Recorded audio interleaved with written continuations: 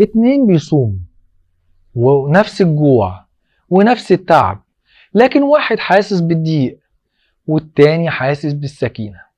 ايه الفرق؟ النية.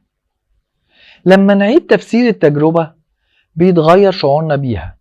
بدل انا تعبان بسبب الصيام، ممكن ان احنا نقول انا بتدرب على قوة داخلية. الحدث نفسه لكن المعنى مختلف. ليس كان بيشتكي يوميا من الصداع، وفي يوم من الايام قال لنفسه ده ألم مؤقت مقابل معنى اكبر. الصداع ما اختفاش، لكن مقاومته النفسية خفت.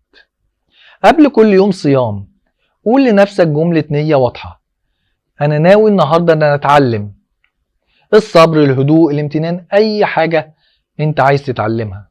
ولاحظ الفرق. النية ما بتغيرش الواقع، لكنها بتغير تجربتك له. رمضان كريم.